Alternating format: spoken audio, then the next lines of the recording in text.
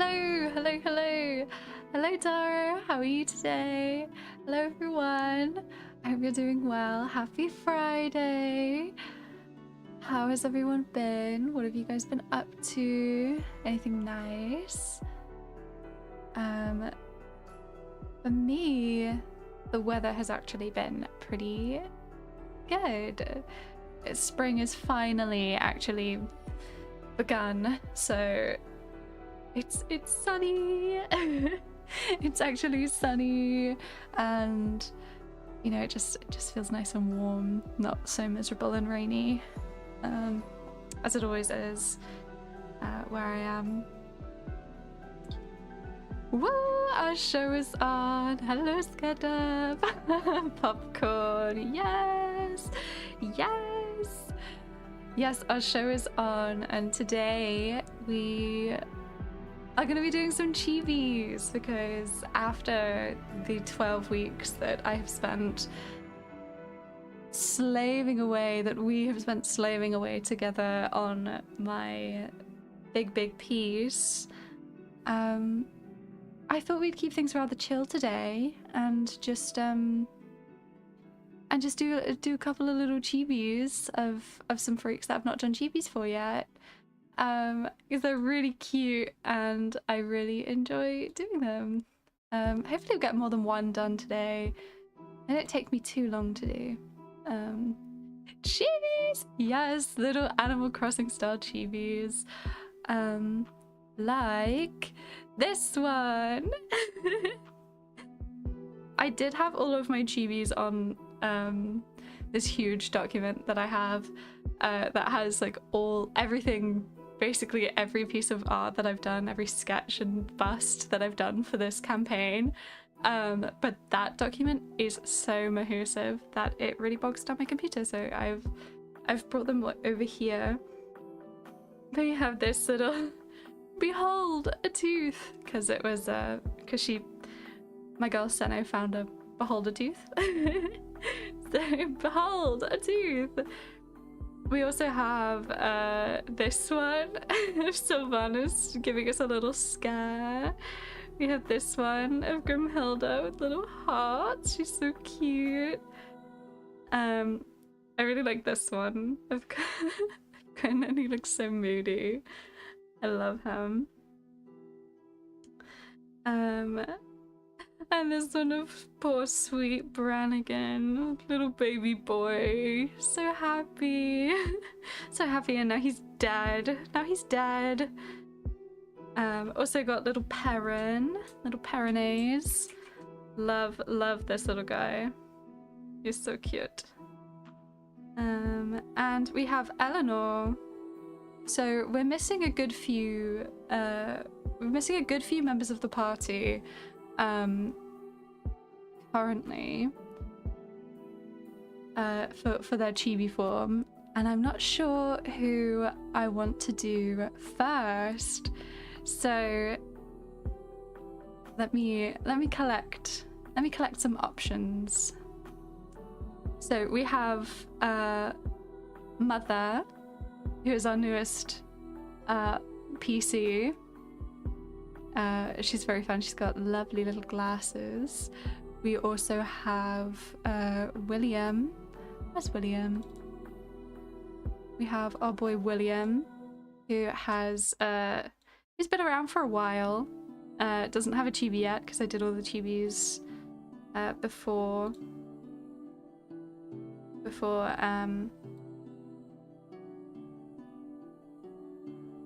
he arrived, before he joined. We also have Kirkus, our handsome green man that everyone was thirsting over last week. We can turn him into an adorable chibi, and he has a very noir detective vibe about him, with like a big hat and a trench coat and stuff. So I think it'd be really funny to turn into a chibi. We also have some different people that we could do. We could do Cory Rash, another fan favorite. Cory Rash, our handsome boy, turn him into a chibi. We could also do my main man Zafir as well, or Goza.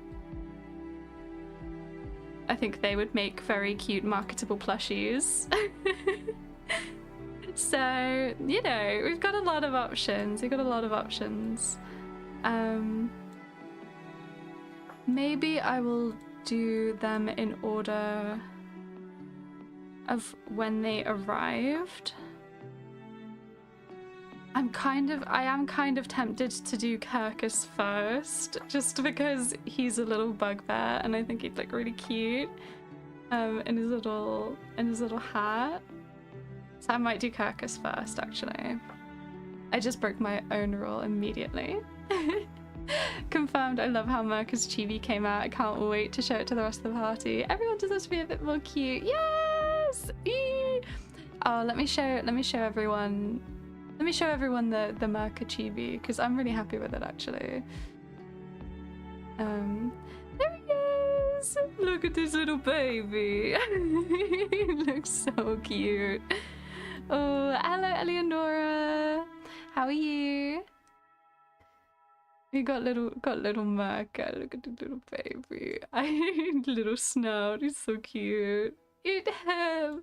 He just looks so happy. Little guy. I found that really fun to do. I think it's really nice to turn people into little chibis because they just seem so happy. They just seem so happy and nice. So yeah, I think that I am going to do Kirkus first, just because I want to do his ears, and I want to put him in a hat, and I want him to be smoking a pipe and things. handsome boy. But also, before I start on that, let me show you guys a little update on the piece finale last week. It's not 100% done yet still, but it's definitely close. So here are all the little like stained glass windows. We got the little blue spider at the top for Blight.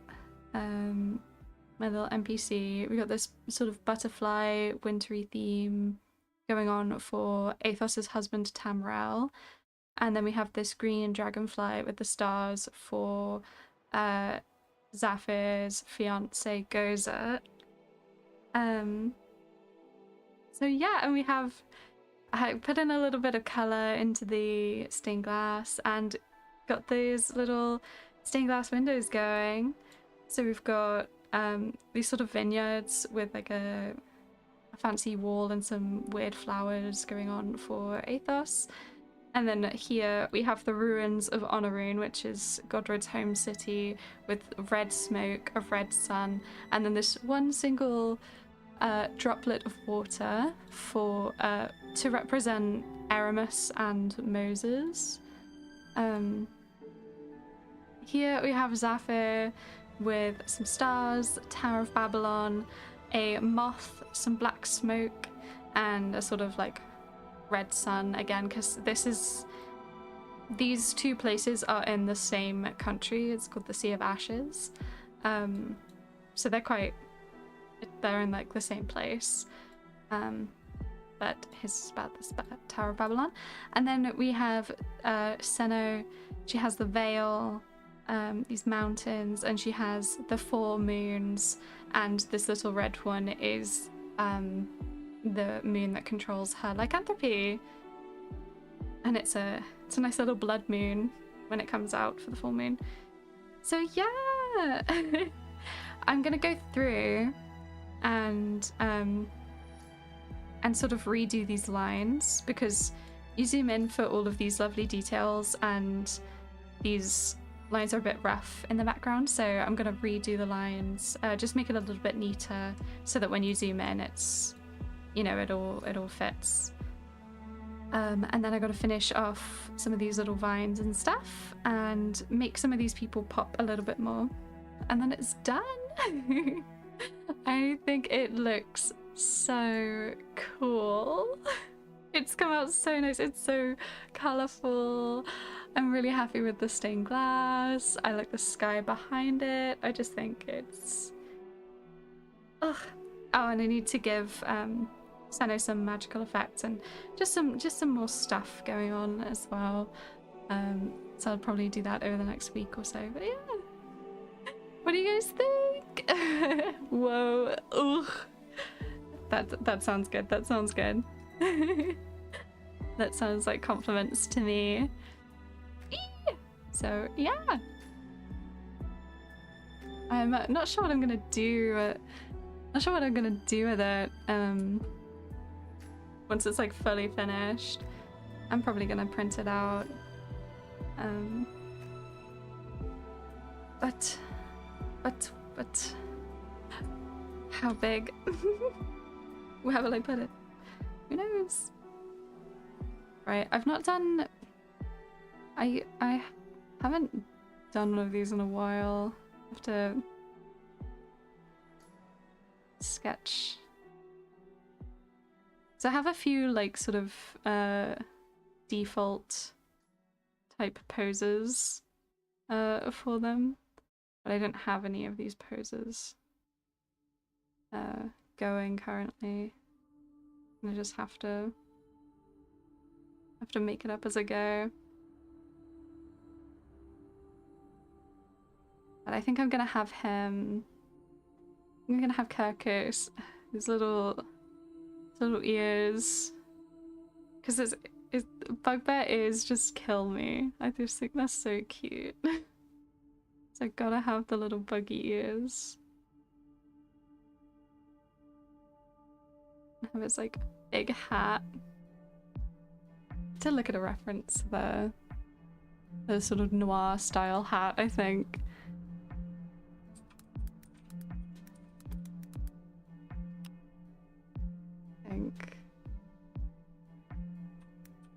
I don't want Deerstalker hat or anything. Yeah.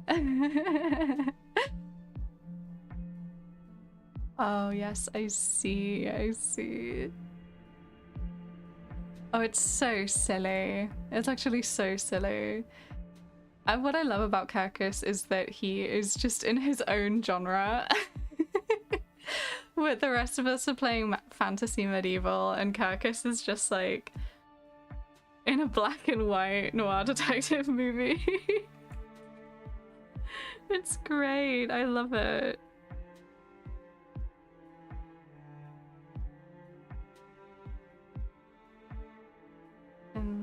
Little... I kind of want him to have his like... I don't know if I want him to have his hand... I don't know if I want him to have his hand like on his hat or if I want him to be smoking. I think smoking's really funny. For a little chibi.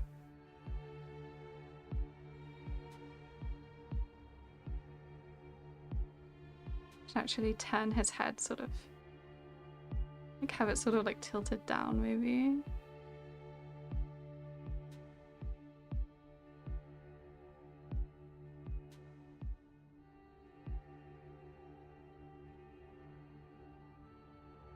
His little like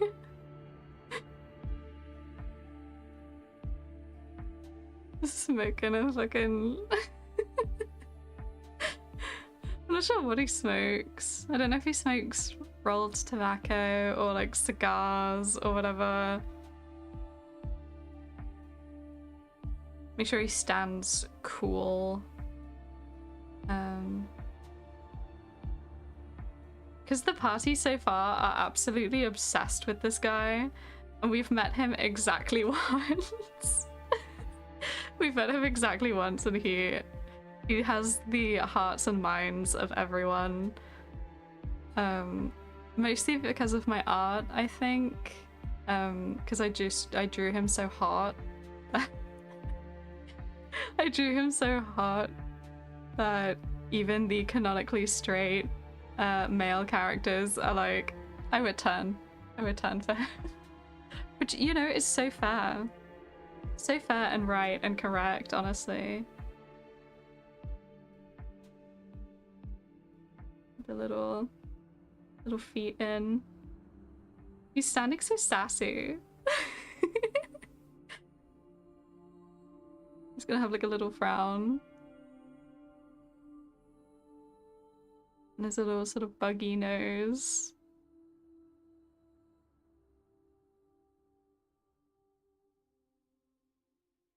His eyes just barely seen under his hat.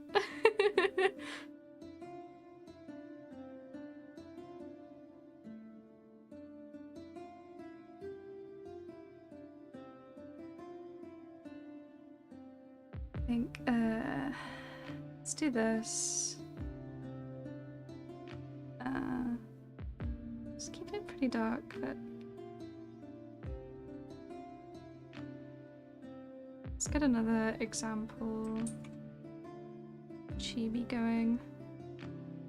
Because I want to make sure they're all the same sort of style. His head needs to be bigger. Which is crazy because his head is already so big.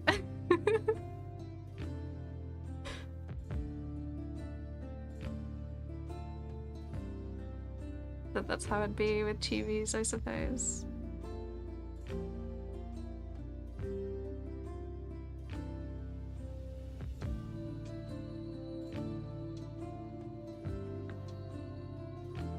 His body needs to be smaller.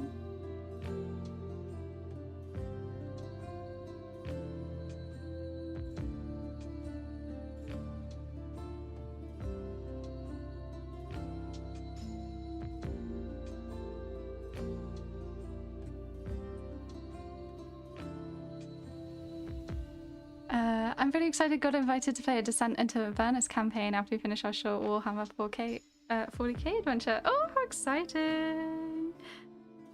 Ooh, the accessories. Yes, exactly. He needs to have his long feather duster that leather duster that always is blowing in the wind, and his big hat, and his little his smoke, and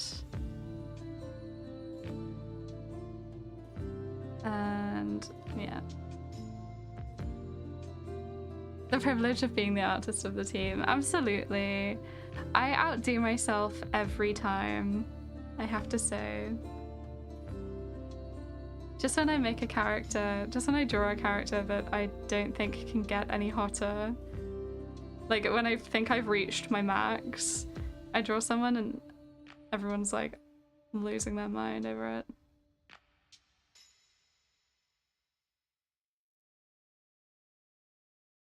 You seem to have like a tiny little frown. His big tusks.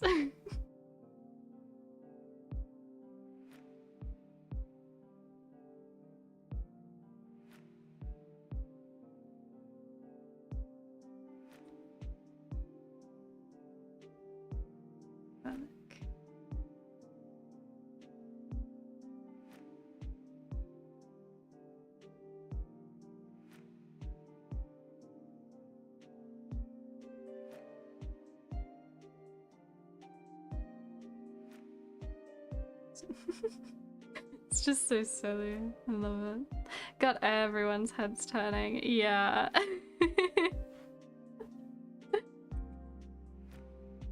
It's always the way. Make a hot NPC and everyone just loses their damn minds.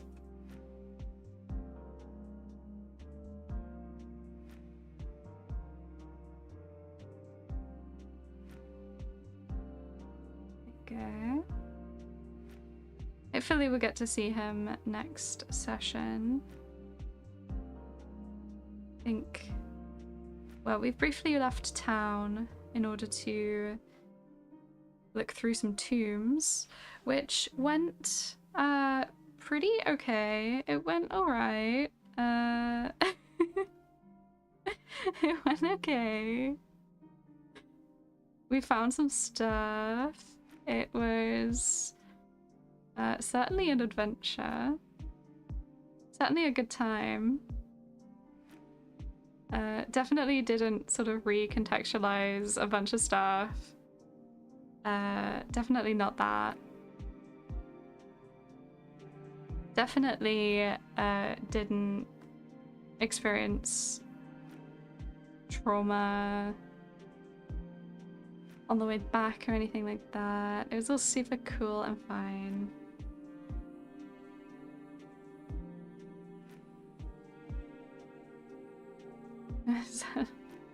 I want to make his ears like super dramatic, but kind of need them to be a bit normal.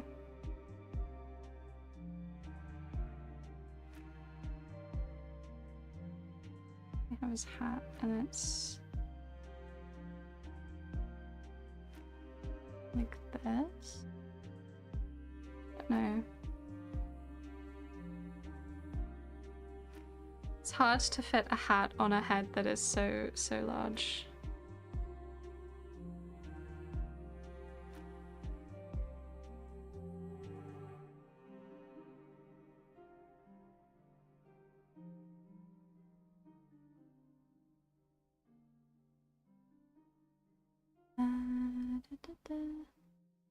I just want him to have like the smallest little frown.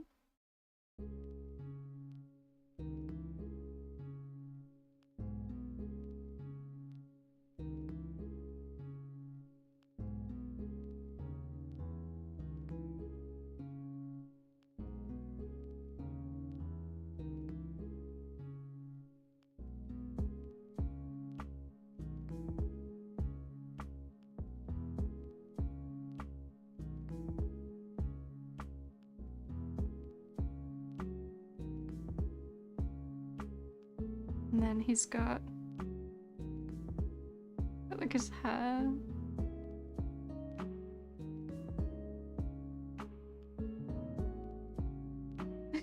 So silly. I love him. Oh my gosh. He's gonna have his little leather jacket.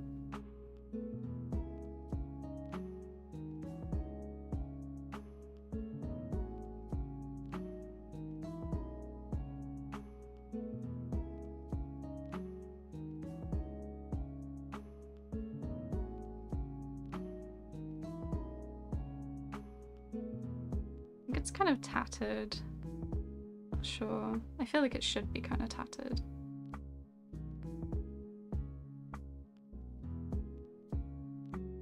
It's got a little vest on. It's like tucked in.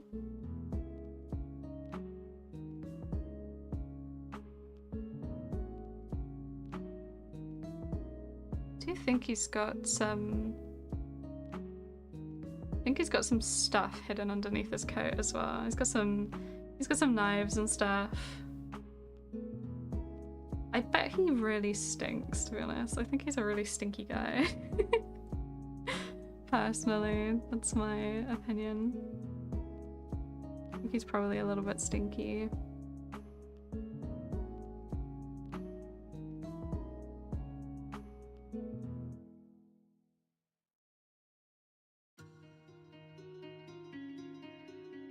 Is it all?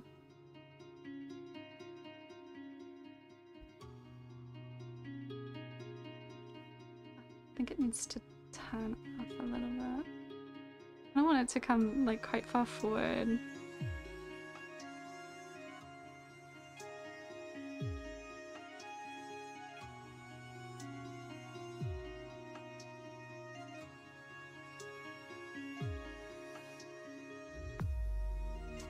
Is it all?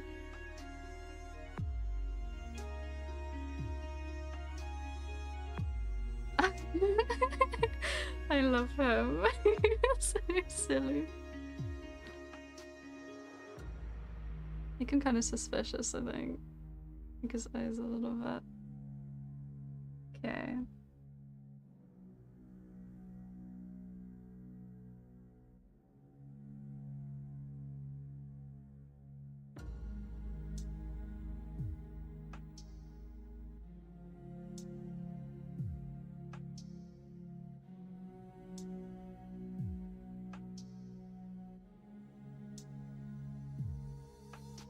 Wait, I want his little... I think he's got like little boots on.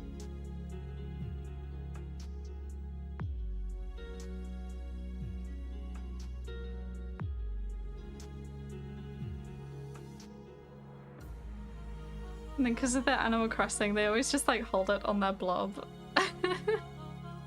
Little blob thing.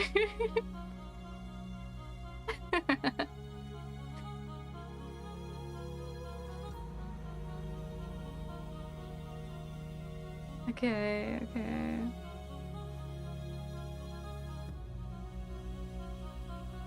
Okay, time for the dreaded flip.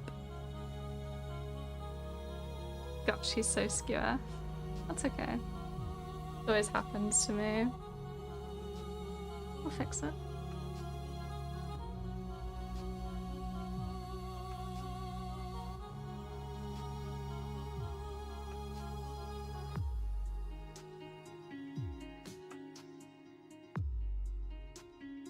I think I have this thing where I lean while I'm drawing. So it makes everything sort of tilt in an odd way. I always have to fix it with a little bit of liquify. And that's okay. I remember when I was at school, when I would write and draw, I would basically lay down on the desk to one side, so everything that I wrote or drew would be completely diagonal. Which is a bit strange. I don't know. Does anyone else have any weird drawing or writing habits that they care to share? Or anything that they used to do and they'd get sort of told off for in school?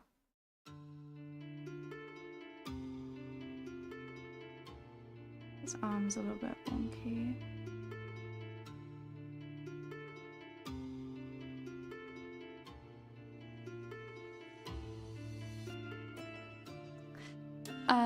Last session was all combat. We were fighting fire elementals of different kinds. We barely made it alive. Flip.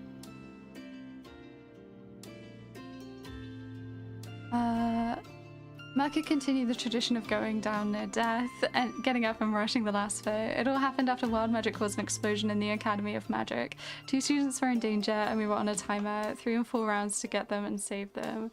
One was hanging on roof's edge and the other was under rubble. Merca being the only one with more than +1 to strength to help the one under rubble and did it with ease. Yippee! Next session we'll finally meet our employer that came in just in time to heroically save the day. Oh, how fun! How heroic! How heroic and fun. That sounds very, very sketchy. I do love it. I do love a thing like that though. I love a combat where you have to sort of achieve something at the same time. I need to make his head even bigger. Just crazy work.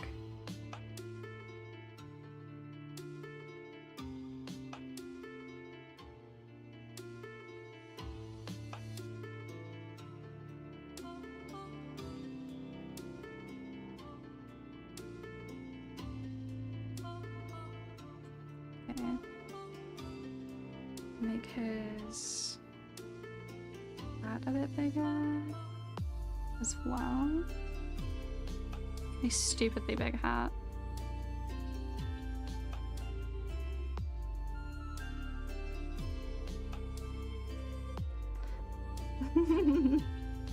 It's okay, it's just a sketch.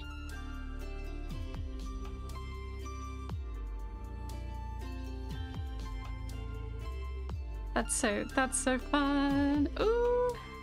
I love to have a strange patron. Like, who's employing us right now? How strange. Focus, get back here. Handsome man.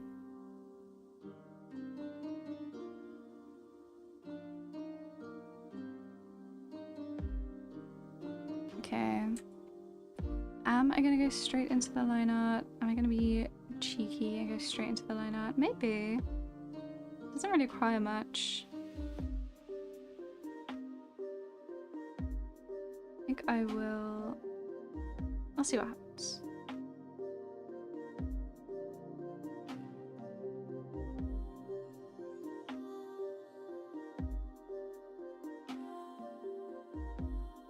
Ooh, this canvas might be a little bit small for me.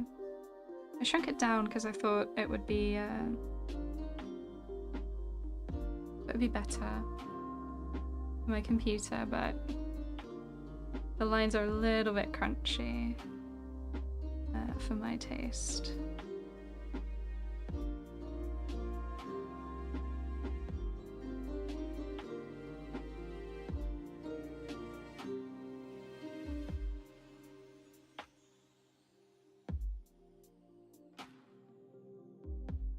When I was sitting at my PC, I'd lean back on the chair, always saying down until the back support fell off. Classic, classic. I remember in school, I suppose probably every school had this. You know, there would always be a story about a kid that leaned so far back in their chair that they cracked their head open and they died. Or they got seriously injured and they had to go to hospital or something as a way of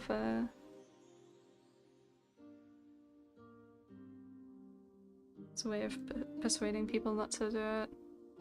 I kind of want his trench coat to blow in the wind. I kind of want his trench coat to be blowing in the wind. I just need some references, I think. I don't really... Because I just think it should. He's really giving... My biggest inspiration right now is Spider Noir from Into the Spider-Verse and Across the Spider-Verse. That's my inspiration for young Kirk Ostracool. It's just in his own genre, in his own world. It's his world, we're just living in it.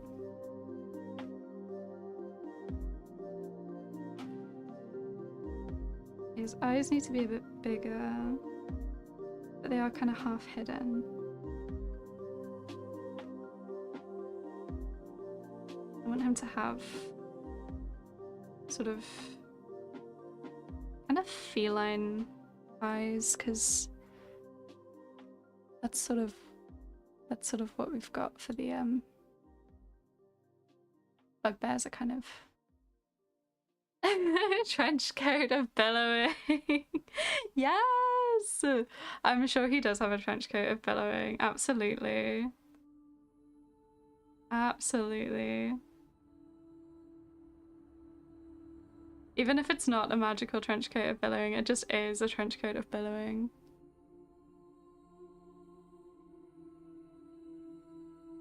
This man just exudes so much aura. He's just got the hearts and the minds of the people. Seriously, after our tomb raiding expedition, and we learned some very interesting things that recontextualize, or basically really just leave us with a lot more questions than answers. We're heading back to town now, and, and everyone's just like, so when are we gonna see Carcass? Like, so first thing we gotta do is we gotta go hang out with Carcass. We gotta go meet him. We gotta go to his office, see what's up. Which, to be fair, yeah,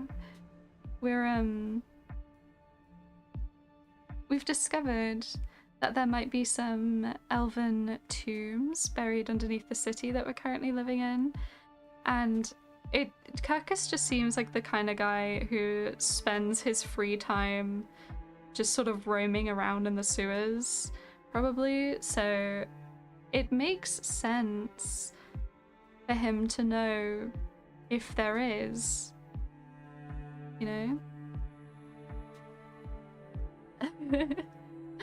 Hi, what What have I missed? Hi, Jack. I'm doing a chibi of Kirkus currently. Or at least I'm trying to.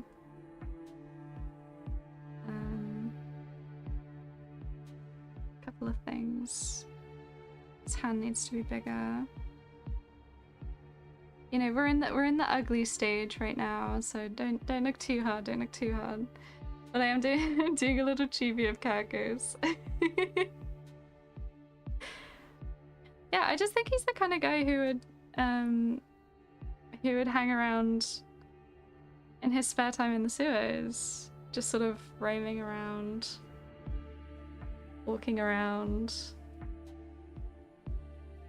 I don't know, fighting crime down there. So he totally knows.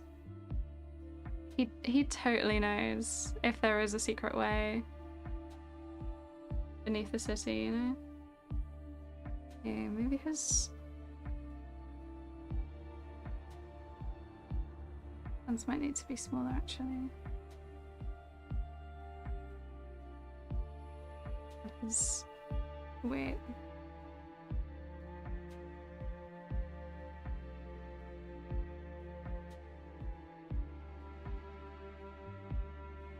His arms are really throwing me right now.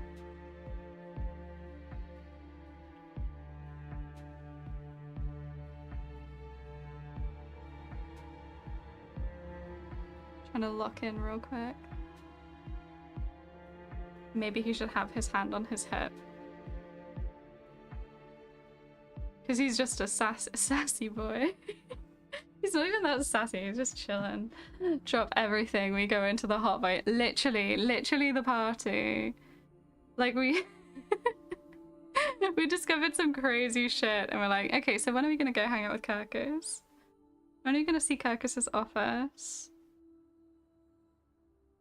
I'm sure Kirkus knows how to get into the sewers. I'm sure he knows. And this is all out of character as well because, again, the party have met this guy once. So they don't... like, and not even the whole party, just 2 people from the party have met him. And they've met him once. But everyone else is like, oh wow.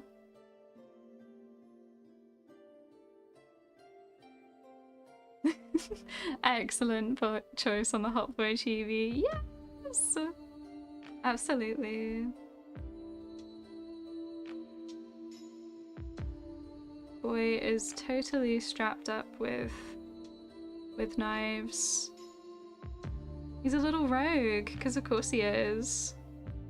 I'm obsessed with him. And it's really gonna be a vicious fight to the death about who gets to romance. Who gets to romance this guy.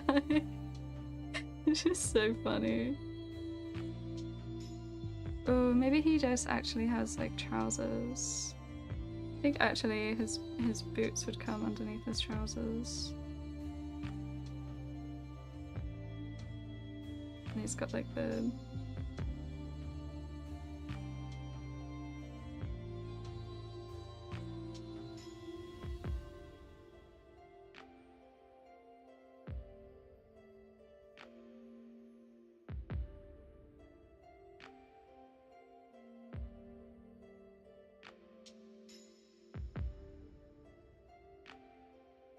a little...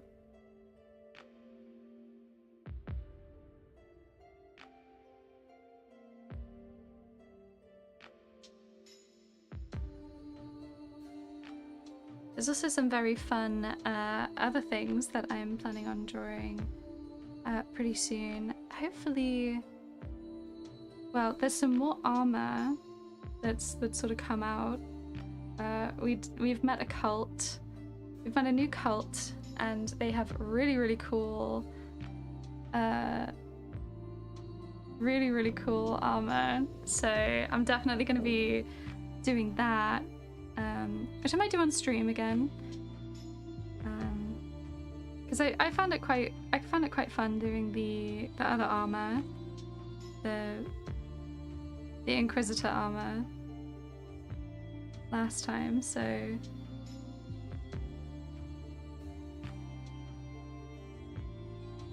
go.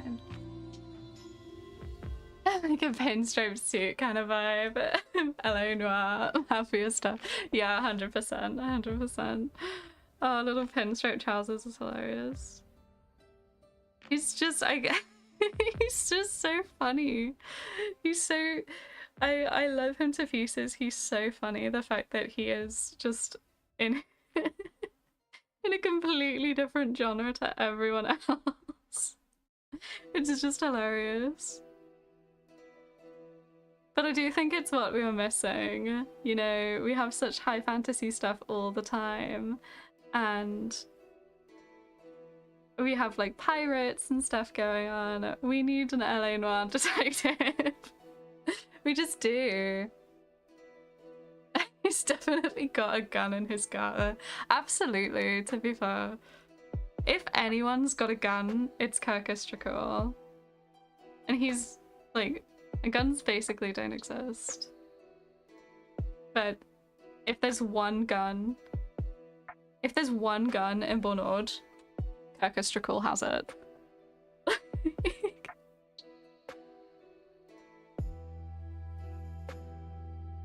There's one gun in the entirety of the Northern Kingdoms. It belongs to Kirkus Dracul.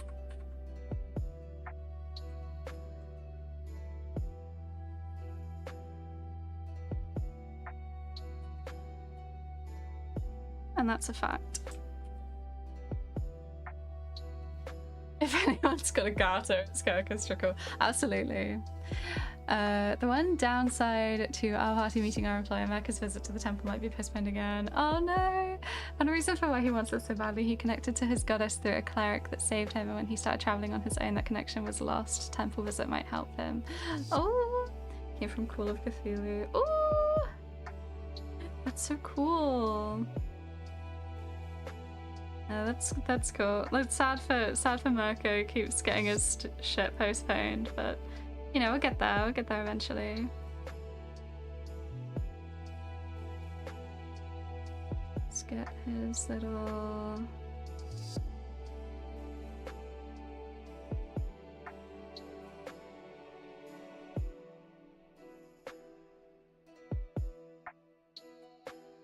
Using all the examples.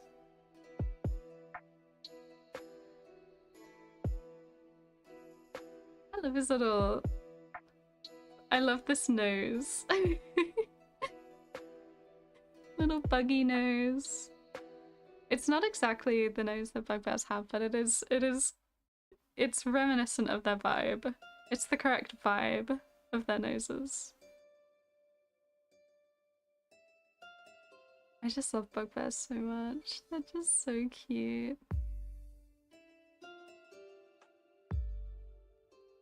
Which is really funny because, like, when I say that, I mean the bugbears that I draw and the way that I draw them. Because actually, canonically, we have a lot of different...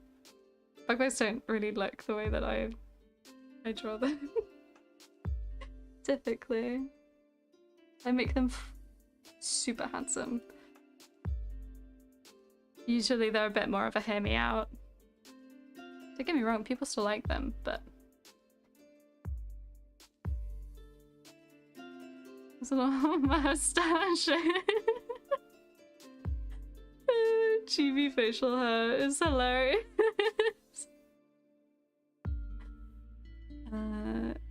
He's got like a little bit, and then he's gotta have all this hair coming up the side as well.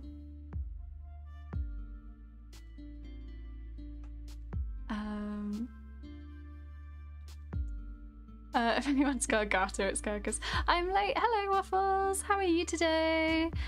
They seem quite silly. Hello, John Giggle Touch. Nice to see you. Welcome to the stream. This little guy is that one character one would... This little guy is that one character one would make him in every TTRPG system over and over. Oh yeah, absolutely. Like Kirkus, he exists outside of a TTRPG system, I fear. You could make him in any system. He can exist in any genre, and he's just there. He's multi-dimensional.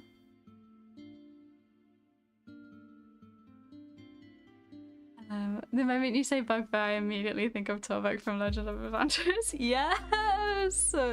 Oh, huge fan of Torvik. Torvik supremacy. Yes! Oh, I love him. Oh. Every single clip of Torvik is just the best thing I've ever seen.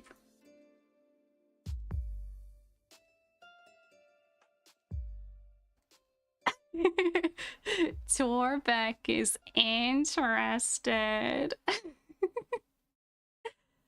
Doing well, thank you. How y'all been this week? Going on holiday next week? Oh, yippee! Where are you off to? Somewhere sunny and nice? I hope you have fun. Hope it's gonna be lovely. I've been pretty good. Not gotten a lot done this week because we've had 2 D&D sessions really close together. So I've been clocked into my second job, which is writing the D&D notes. So, you know, that's that. But, you know, it's a huge win because I played D&D twice in a really short period of time. I also luckily don't have very many commissions going at the moment, so get this hat in. One of our party members is a hobgoblin. He's investigator that, in his own words, works better when drunk. Yes! What excellent notes they are. Can't wait to publish that book. Oh, thank you so much. I really do spend so much time on these notes. I basically spend as much time on the notes as I do playing the bloody game. And I wouldn't have it any other way. I love writing the notes. It's so fun.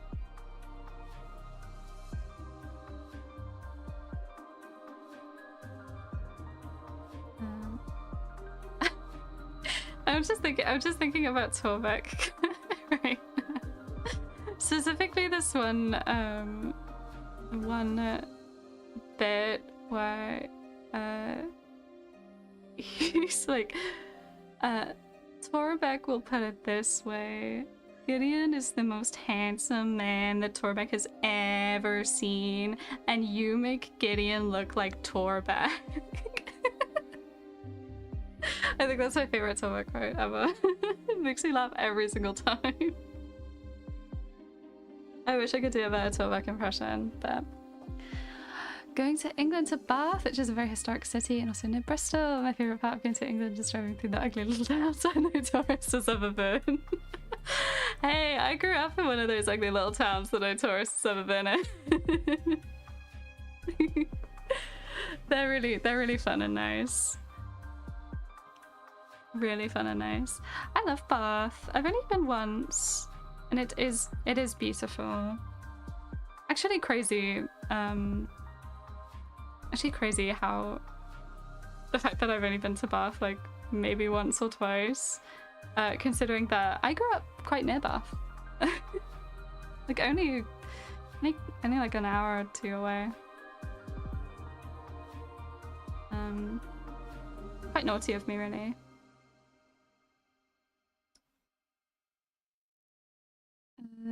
Get some more of his hair in. I really like his little curls. I'll put some more of his curls down. This is like the most detailed chibi that I've done so far. He looks really silly.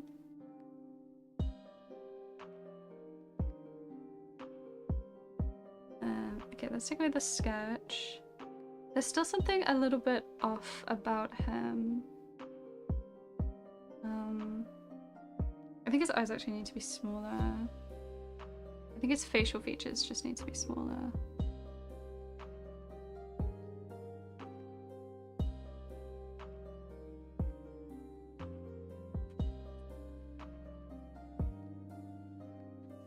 Just because there's a goalie doesn't mean you can't score. Yes. Oh, that's a really good one. That's a really good one.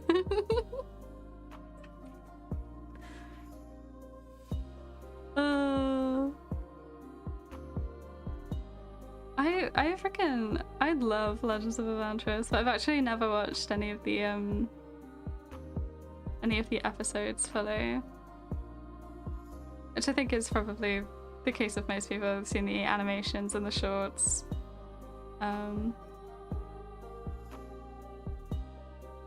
Such a missed opportunity, really, from me. I should get on that.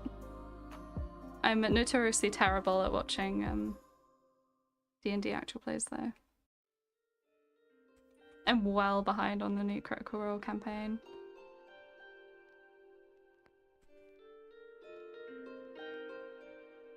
I was really keeping up with it at first. I was on the ball. I was watching it every week when it came out. But then I missed. But then after the little break they took over Christmas, I fell off. I fell off it. I haven't been able to get back on it.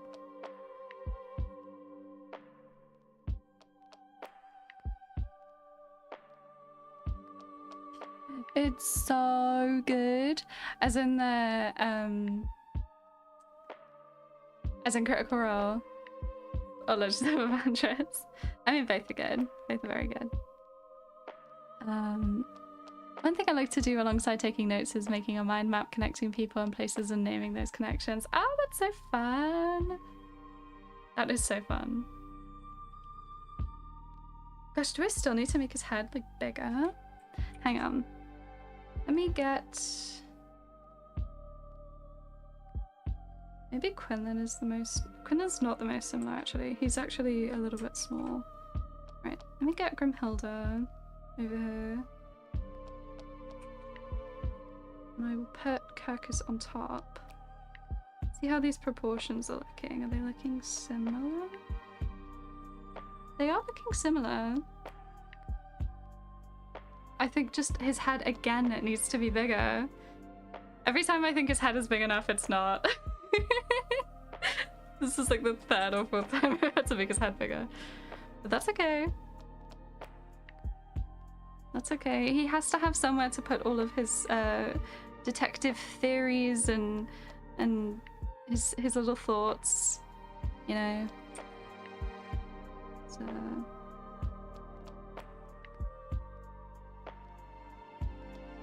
I think it's really the hat that makes his head big. It makes his head seem bigger than it should be. Like, even bigger.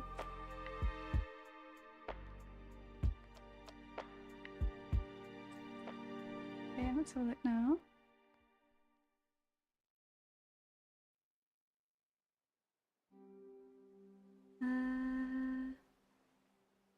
It's pretty good. I think I need to move his hat. His hat is a bit skewiff. And then I will line him one more time. I might just make his hat look a little bit bigger.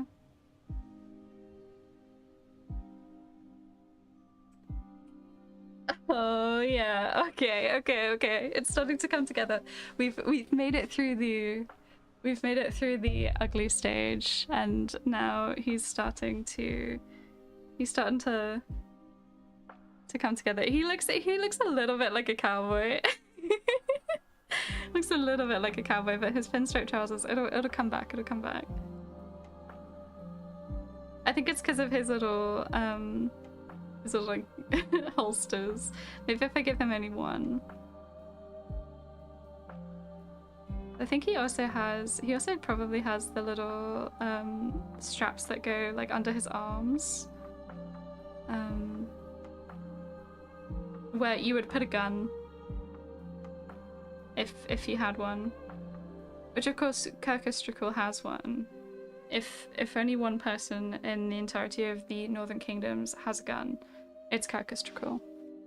And because he stands on business. We've met him one time. We've met him one time.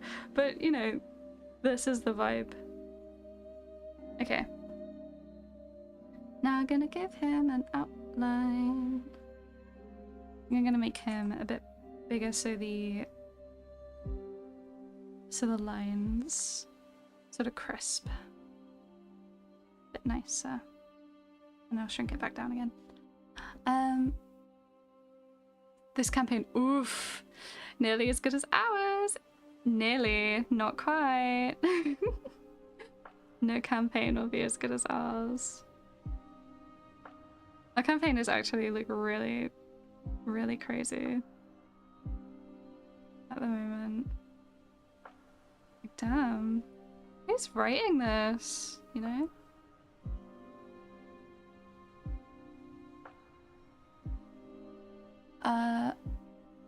I'm in the process of listening to campaign 3 on episode 96, I think. Then I'll start catching up with campaign 4. Ugh, damn, Dara.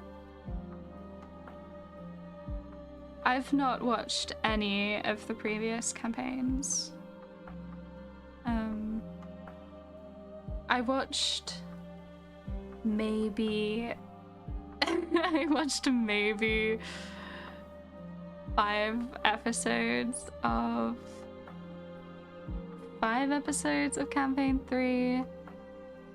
Maybe 7 episodes of campaign 3, and I've only watched like half of the first episode of campaign 2. But I've watched quite a few of the sort of highlights of campaign 2. Just the super duper abridged, like just the funniest moments of different episodes of campaign 2. Campaign 4 is really the first one that I could actually sit down and properly watch the whole thing. It kept me very hooked, especially with the way that the tables kept switching out at the beginning. That was really cool.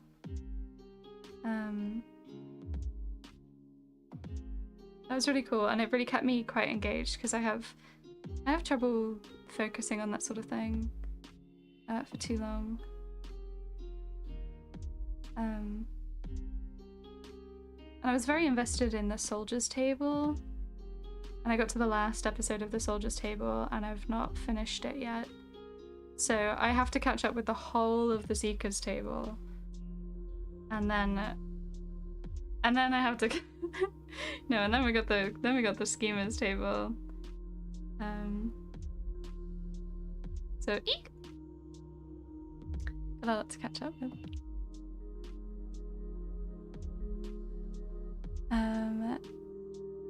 I, by the way, got Blender and started messing around in it. It's so rewarding and fun, yet simultaneously want to punch my monitor and throw my mouse across the room. I recommend everyone get Blender. Oh, absolutely. 3D is... Oh, Blender... 3D stuff is so cool and so fun. Every now and again I get such a drive to want to do it. And then... and then I start and I struggle with it, and then I'm like, no. But I really, really want to sculpt my characters. I want to sculpt them so bad.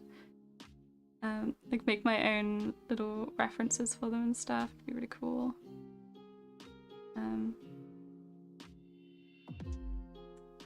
Campaign 2 is the best. Campaign 2 is probably my favorite so far. Ford and Jester icons, those standing spells. It was always Taravis counting the words for Laura. Yes! I've seen the compilation of every single one of Jester's standings, and they're really funny. You know, I've not watched the campaign all the way through, but you know, I got the gist of the best bits. I don't really know what the story is, but but that's what the Mighty Nine animated show is for, you know. And also Vox Machina, both very good shows.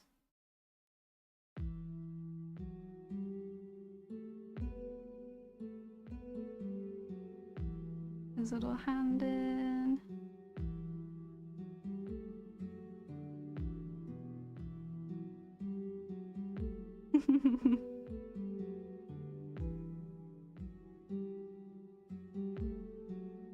And you know, I can never be as attached to other people's campaigns as I am to my own, you know. What's the point in watching Critical Role when I have my own campaign to think about?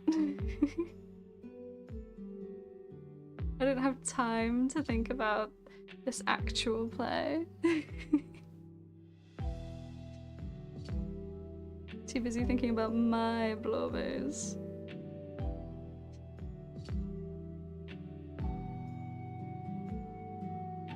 Is that all?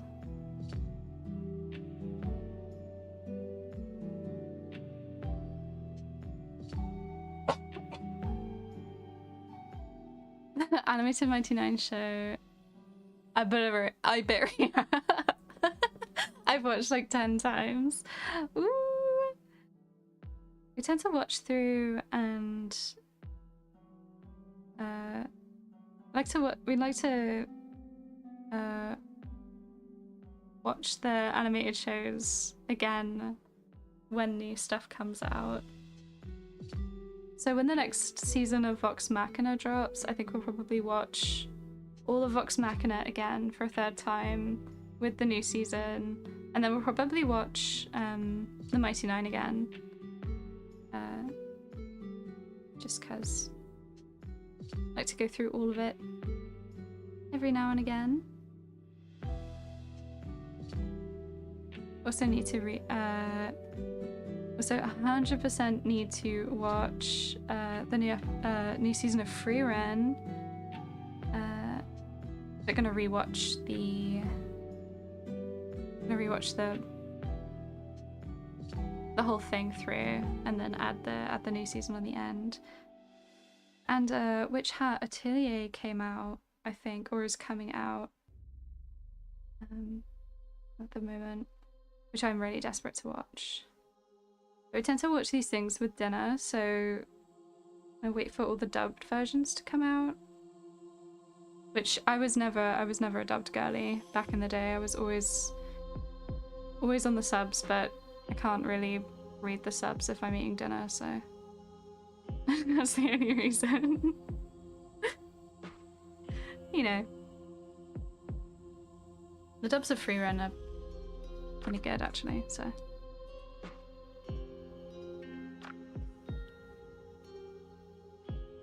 Animated show is great because it's slightly different than the campaign itself. Yes! I think it's really cool that you get to see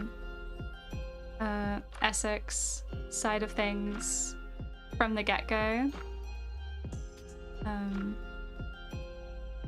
Which is really cool.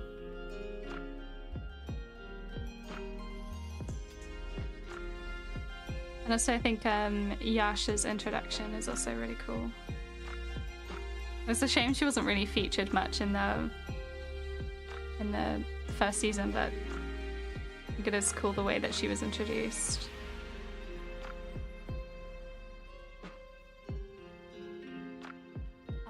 Can't wait for season 2 and season 4 of Mighty Nine and Vox Machina. Yes! They're really good shows. They're really, really good shows. Just done such a good job on all of it. Animation and everything.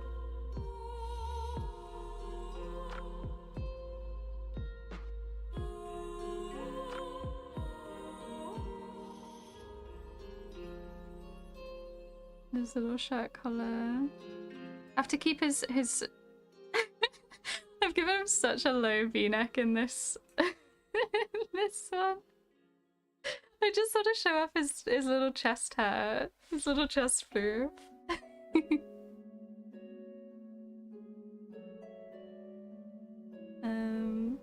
Little vest.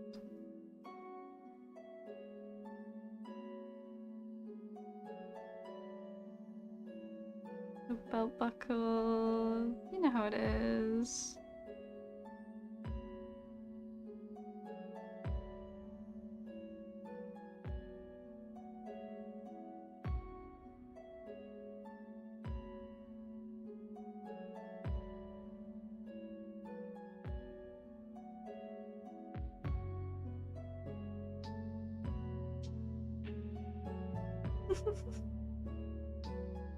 This is so silly. I'm happy because I can listen to podcasts at work, so I get through like 3 episodes in one day if I listen at 2 times speed. Oh my gosh, that could not be me.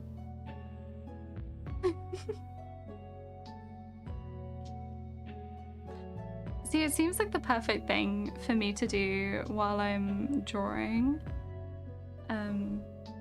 is to listen and watch these episodes. I really struggle doing that, actually. I think because I can't... Like, if I'm not 100% focused on what's happening during the actual play, then I get completely lost as to what's going on, and then I just end up having to like rewind it a bunch of times. And I also can't get into it as much because I can't really visualize what's going on if I'm trying to visualize the art that I'm doing at the same time, you know?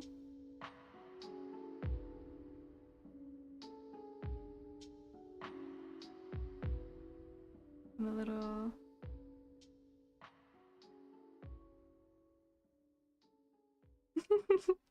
He's so silly.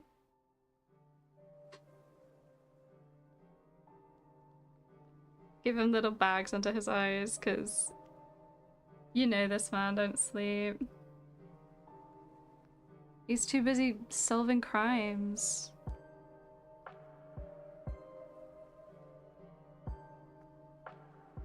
He was given every private detective's dream contract, I fear,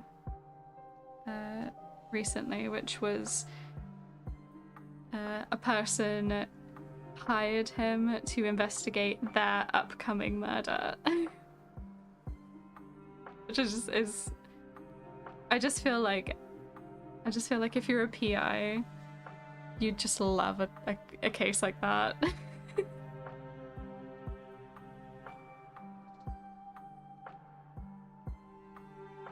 Even though it turns out that that's actually not what he was hired to do, really. He's actually hired to solve a 30-year-old murder in the Feywild. Which is probably going to be pretty tricky for him to do.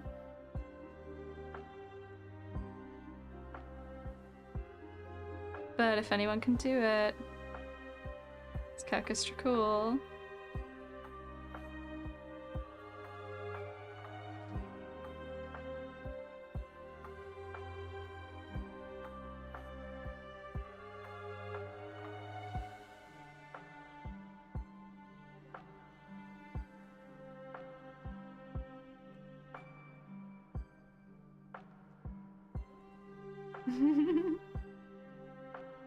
It's just so cute.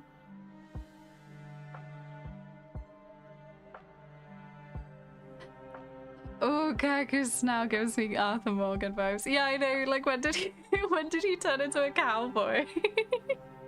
I think once he's got his color in, once he's colored in, he'll look more like a little noir detective again. But it is funny. It is funny. He's suddenly turned into a cowboy. There's clearly a very fine line when it comes to long coats and big hats between noir detective and cowboy. And I think it's everything to do with the iron on his hip. Big iron on his hip.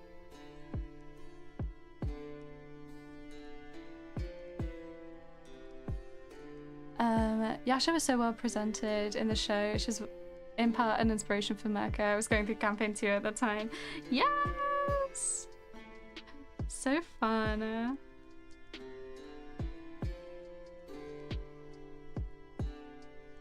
don't really know much about Yasha's story. I just know that she was sort of controlled.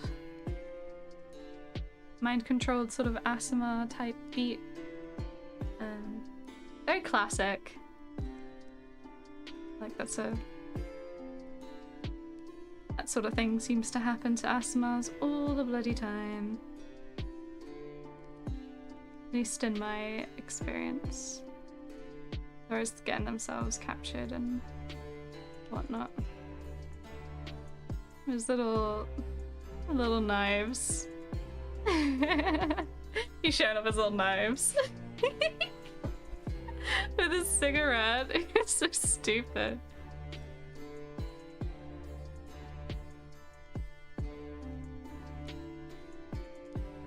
Okay, okay.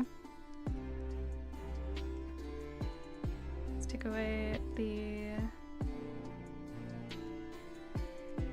I gotta give him his little structured trousers. Little stripes on his little trousers. She's so cute.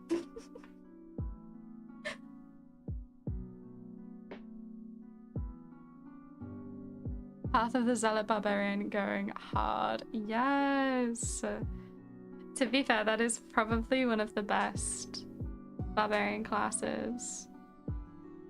It's just one of those ones that's got a lot of flavor, you know? Kind of inbuilt backstory. And I love the classes that do that, really.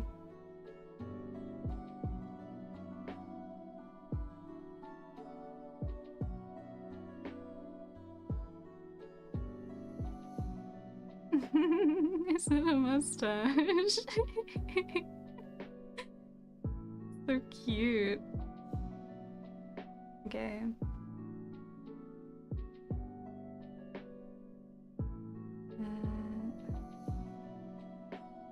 Move this eye a little bit.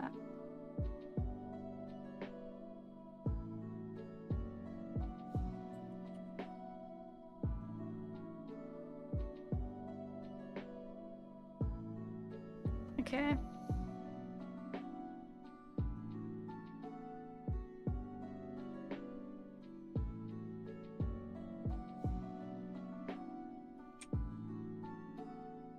Shrink him back down a little bit.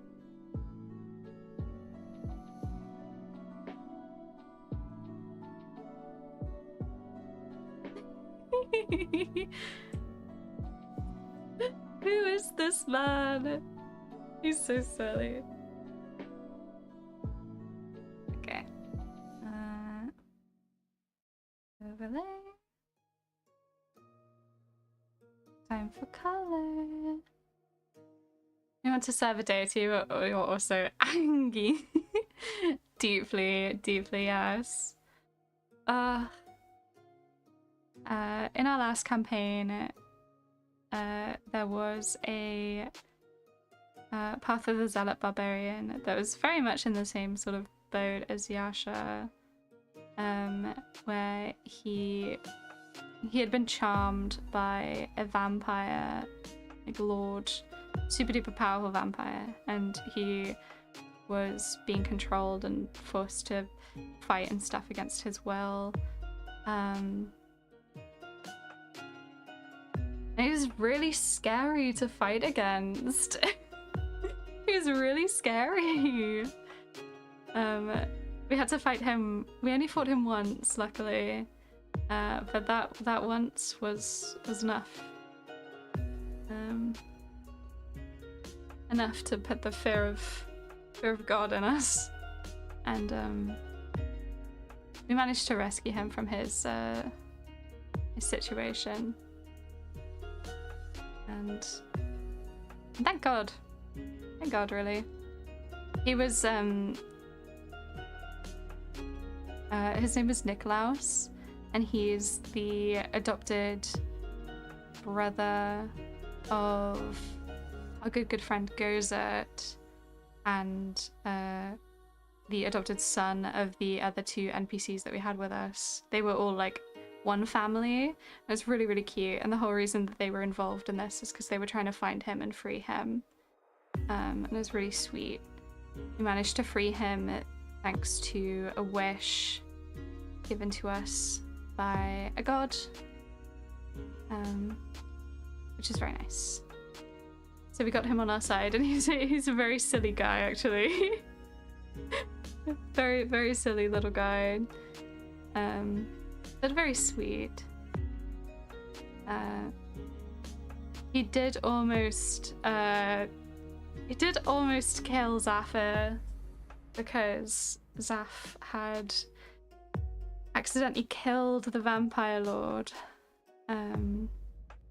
during a fight against him, and you know, Nikolaus wanted that vengeance. That was awkward. That was awkward, but you know, it's okay. He let him live, and eventually forgave him, so that's cool. That's nice. Caspian was also an Aasimar. Ah, I didn't know that. I assumed he was another half elf. Well, he's not anymore, is he? That's the point. That's what matters.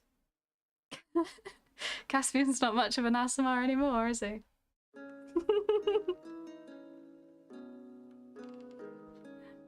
Oh, I think I'll make his hat match his coat, which is like has a very slight brownish tint to it.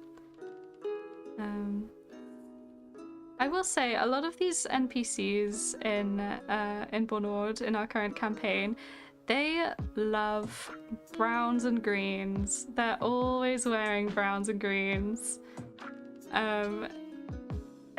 They always have some brown or some green or both on them.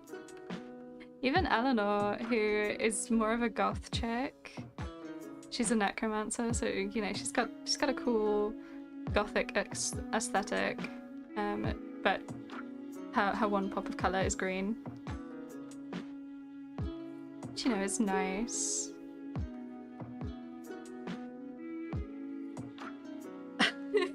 Oh, he's really coming together now. I'm obsessed with him. No, he's a zombie reborn husk. Oh, sad face. Poor Caspian. Poor Caspian and poor Aramis, really.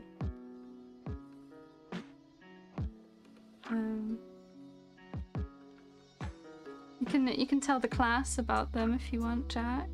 If you'd like to tell the story of poor sweet dear Caspian and his love. It's got a little brown vest on.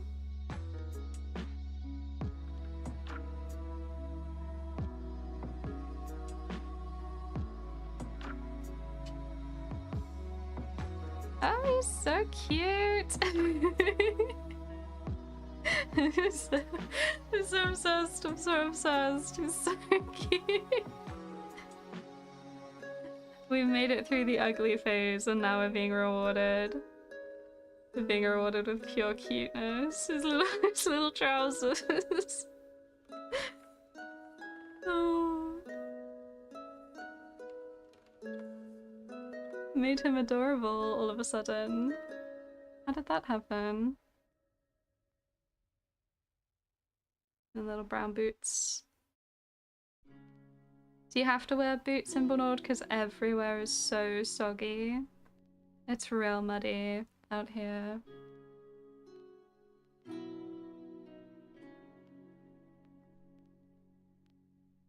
This little belt in. With his little holsters and stuff.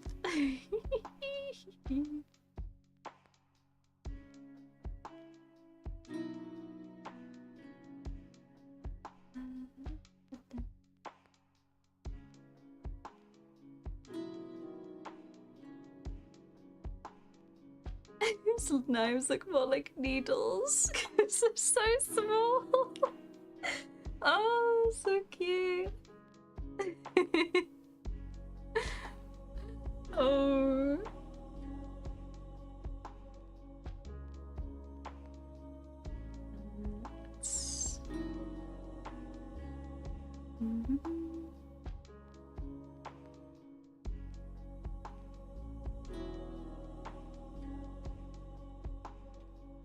Aramis and Caspian worked together for a few months and then parted ways. Then they met again years later. They joined together and worked together and eventually fell in love, both the followers of the goddess of nature, Levi. Oh, what a lovely story.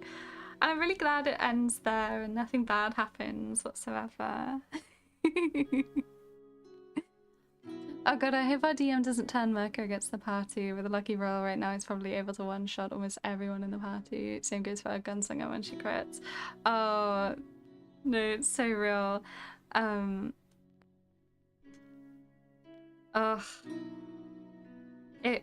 With Zephyr, him being a paladin, he was a really, really beefy paladin.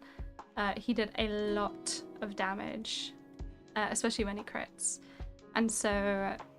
and also his worst fear was being controlled, having a lack of free will, because he had spent 100 years already doing that, and he never wanted to go back to that, which of course meant that at literally every opportunity that happened to him. There was always something taking control of him and making him fight against the party. It was really spooky for him. He did not like that at all. Luckily nothing too bad happened. He did end up killing one of the party members actually, but you know, it wasn't entirely his fault. Like, they also took a lot of damage outside of the hit that he did. So, you know, not fully his fault, but just mostly. Aramis was chosen as the vice champion and Caspian helped him on his quest to retrieve the Leviathan's tooth. Oh, lore. I'm learning lore. This is so fun. And then war broke out. The paladin order they followed was charged with helping those in need, but Aramis and Caspian were recruited by their dear friend, an archmagister, for a little job. Not doing his duty. Not doing his duty. That's not good. Gotta give Carcass a blush. Oh, little blush. Oh, so cute. Oh, so cute. Oh, he's so cute. Oh, he's so cute. And little pink nose. Oh my goodness.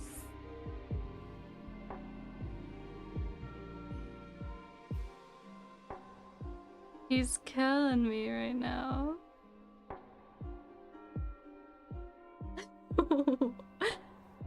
Oh, I'm obsessed. I'm just obsessed. Get his little yellow eyes in.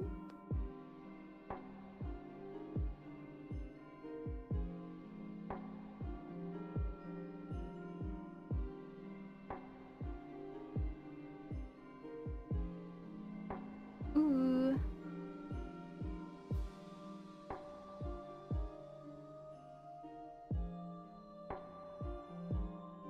Because how crits work in Pathfinder, with a special attack, Merca can deal between 12 and 56 damage on a crit, and it's whatever you roll plus strength modifier doubled. Merca's 56 max health. Eek!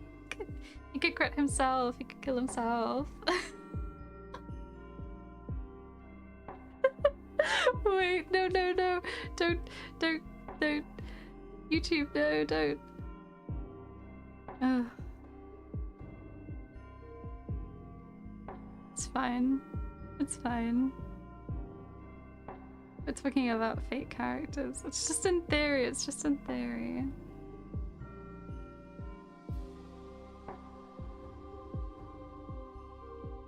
Is it all...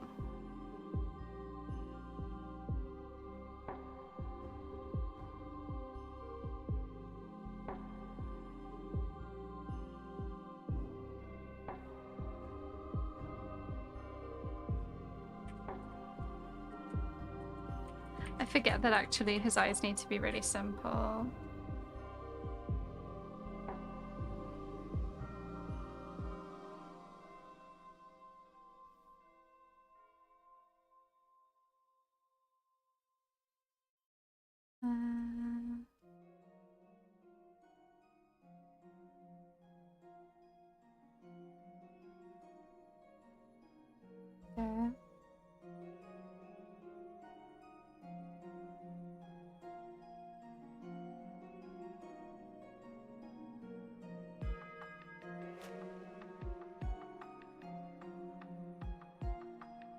And then get the little shine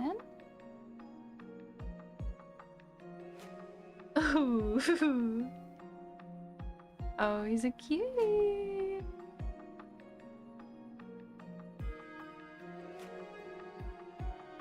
Okay, and then his hair is like half... His hair is half grey and half black. It's mottled.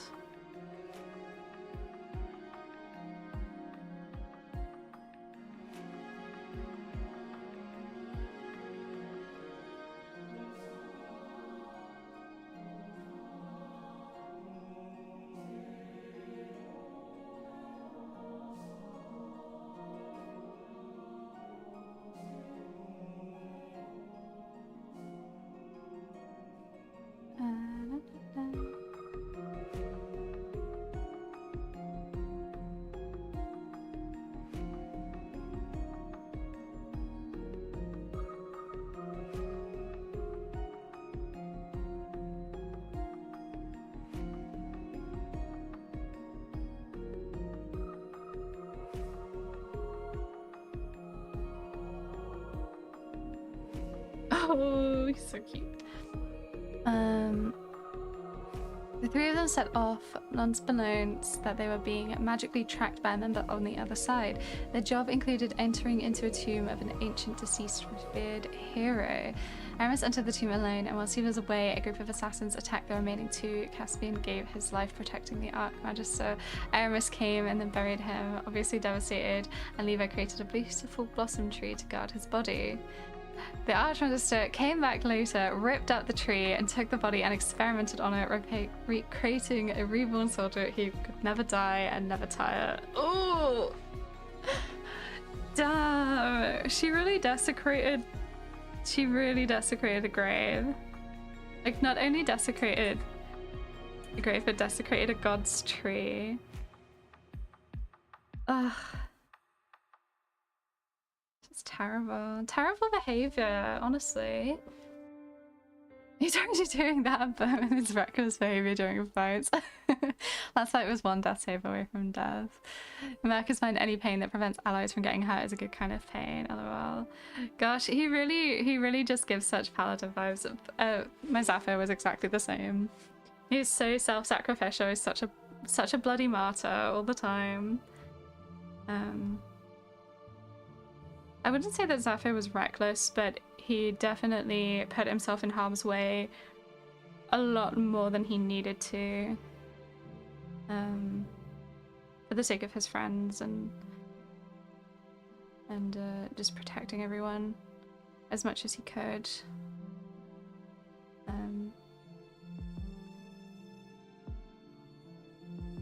It's actually surprising that he didn't die more during his campaign. He only died twice during the campaign, but he had died hundreds of times before that, canonically. And that made him quite difficult to bring back to life every time. So towards the end, his friends were getting a little bit stressed that he might die again and they wouldn't be able to bring him back because it was... the DC to bring him back was getting quite high.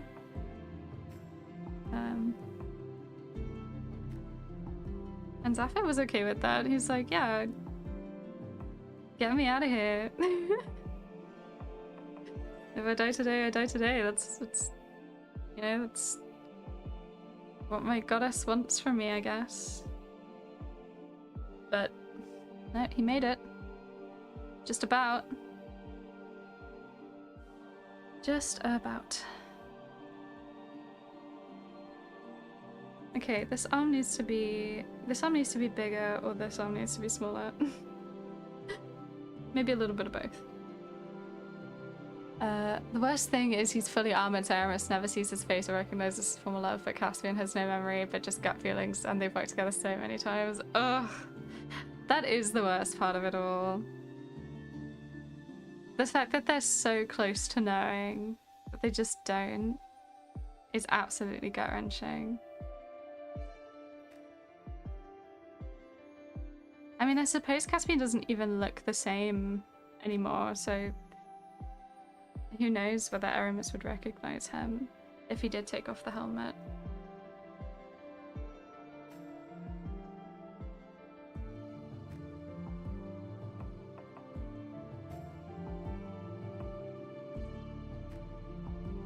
how's that? Let's go through it.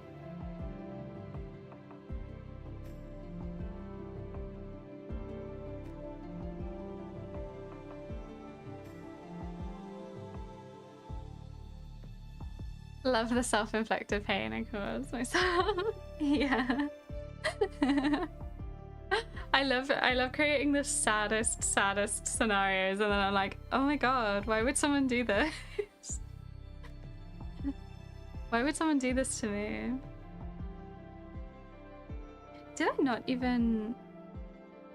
I must have done. Oh, okay.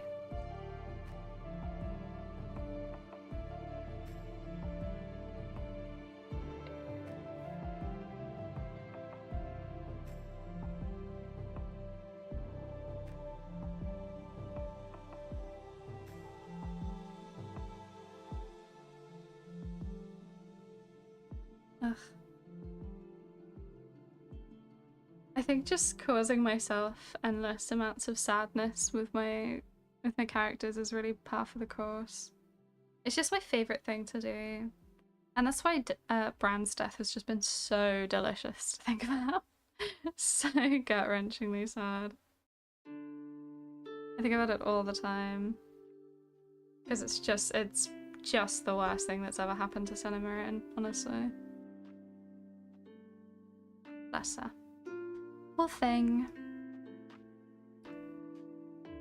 Poor thing. There's so much going on as well.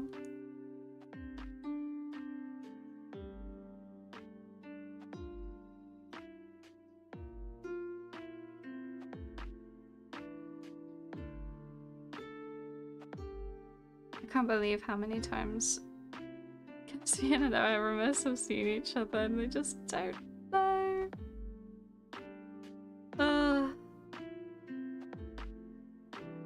Woof. Aramis just has such bad luck with boys, honestly.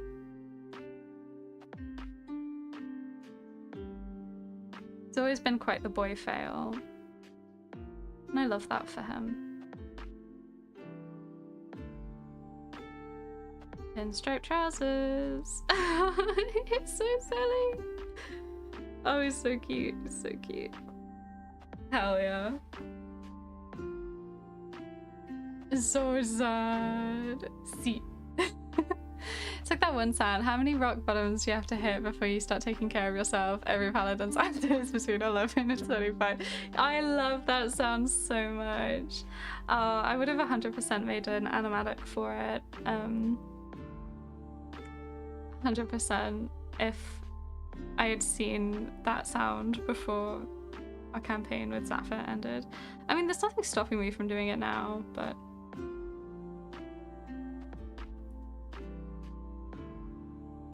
Paladins just be doing that though. I love it. Oh, that's why I love Paladins so much. Those are the best kind of Paladins. But you can have so many different kinds of Paladins. Let me talk to you guys about how much I like Paladins. Because it's a lot. Honestly, Caspian dying there was great for him. What do you mean he's got a strength score of 25? I mean, I guess, but I feel like Caspian probably would have preferred to like be able to get laid than be really strong. You know, like, oh wow, I'm so strong, but I'm so lonely. Like, I've not fucked in so long. Like, what kind of life is that? And Bert doesn't get to like eat nice food or anything like that. He's just going around doing Yvonne's bidding. What kind of life is that? Also gotta work for Yvonne as well, like, doesn't get much worse than that. She ruined his life. He'd have been better off dead, probably. At least if he had fully died, he could have, you know, gone to the afterlife and hung out with Levi and stuff like that. Hung out with his goddess. But no.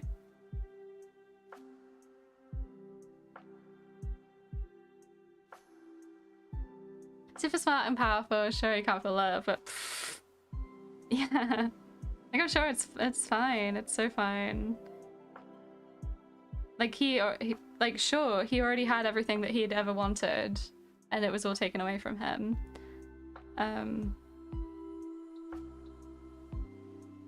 And, you know, without Yvonne, would he be alive? No. But he'd also be living it up in the realm of his goddess. He'd be having a lovely time. So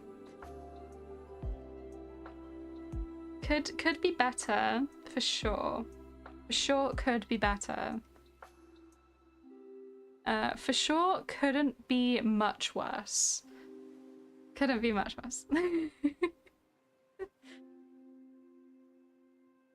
Such a good session when you all found out. Excellent review. Oh my gosh, absolutely. We're so gagged. We're so gagged. And I can't believe that Aramis is basically never gonna know. That's crazy. Because he fell out with Yvonne. I mean, she was never gonna tell him anyway, but like, now he's never gonna know. I really want him to know. Like, does it make sense for him to find out story-wise? Not really. But watching Aramis go on a rampage, on a vengeance quest, is exactly what I need in my life. It is exactly what I need in my life.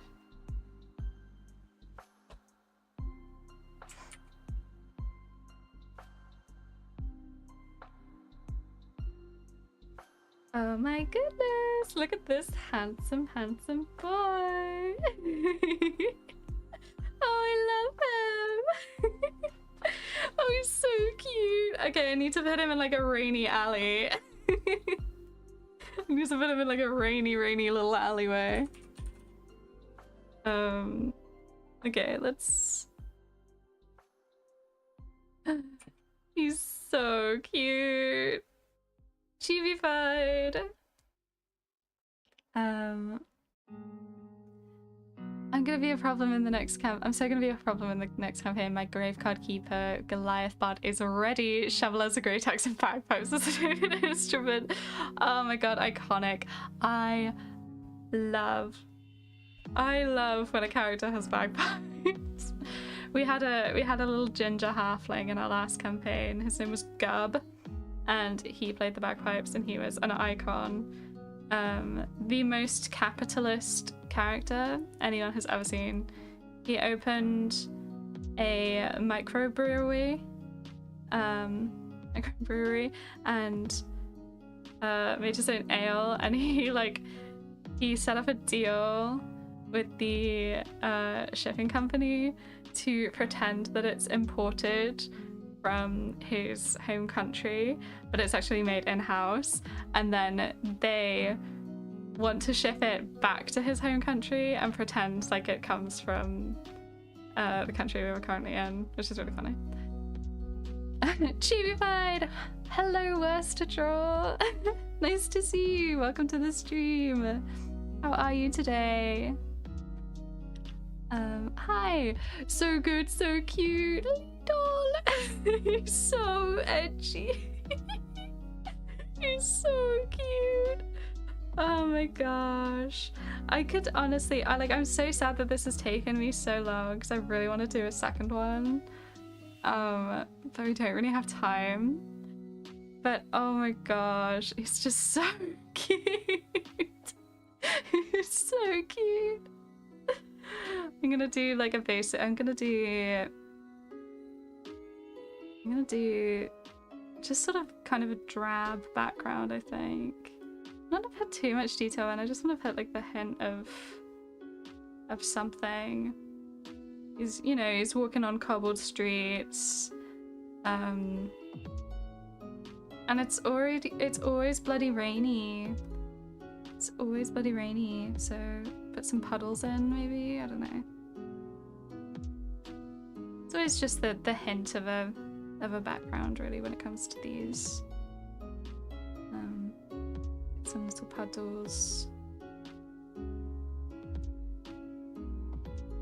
on the rainy streets.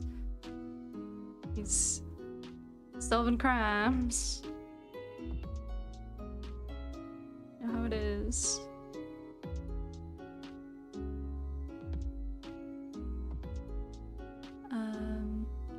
Need stickers ASAP. So many bad jokes I have to think of and write down. Such an excellent content bar. Yes! So good. So good. Can you dig it? Oh my god, iconic. Oh, how much I'd give to have my America chibi as a charm. Oh, absolutely. Absolutely. I'm so annoyed that the shipping laws, like selling things, basically like trying to sell physical items as a small business in the EU at the moment is like, it just got really weird and horrible and scary and hard, which is why I don't sell anything physical outside of the UK anymore. But I would so sell prints of my stained glass if I could, and I would so like give an option to like make the commissioned chibis like into stickers and into charms, because I'm totally I'm 100% gonna make charms out of these. So maybe I can give a recommendation or something when I get round to it.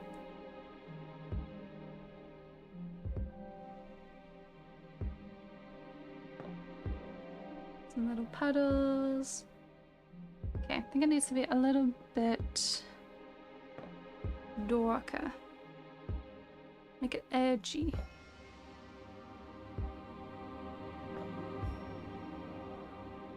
Make it gloomy. Oh yeah.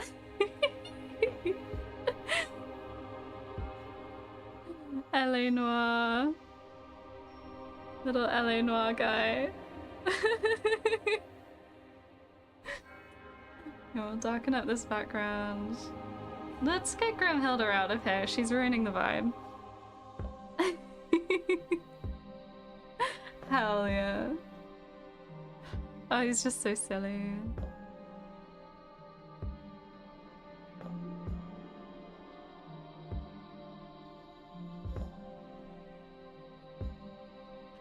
Can you dig it? Gonna bury the enemies with my vicious mockery jokes. He's gonna make a ton of money selling caskets. Yes!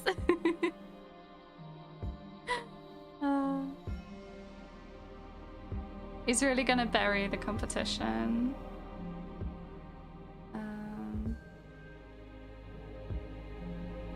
There's definitely so many good spirit and graveyard jokes. Can I think of them currently? No.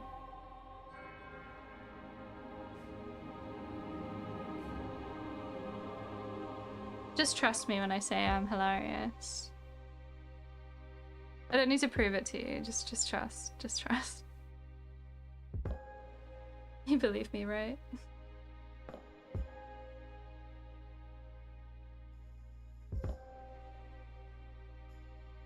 Cobbled rainy streets. Oh yeah. He's so good.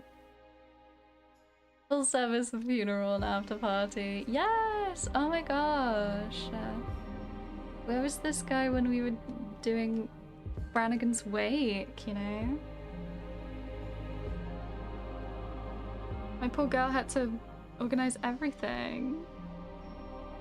Had to organize it all herself.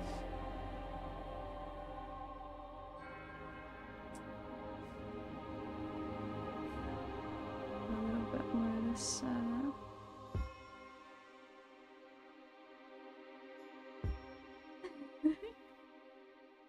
Okay. This is Kirkus in chibi form.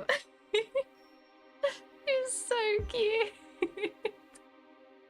He's so cute. I'm obsessed with him. Look at this little guy.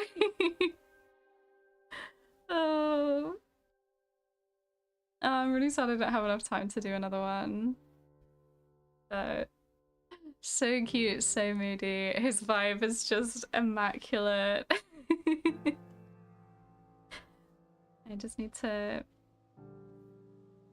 do the little thing where I just give it a little sketchy, you know, just a hint of a background.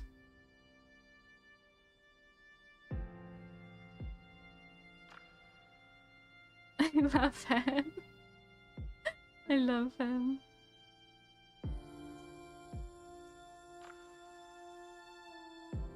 Let me tweak that a little bit.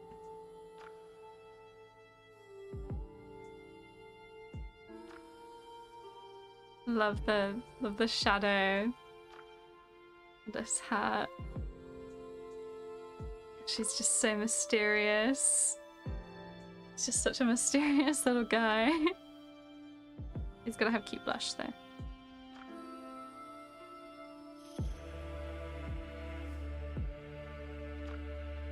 And the cigarette is lit.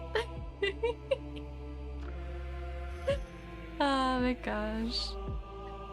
Well, actually, I don't want to start anything else because we've only got 10 minutes left, which is crazy. Oh.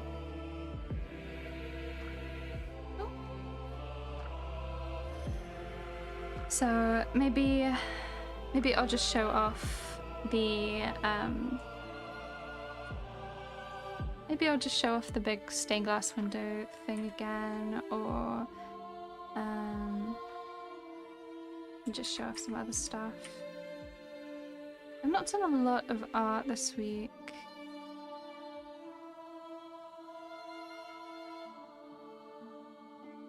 But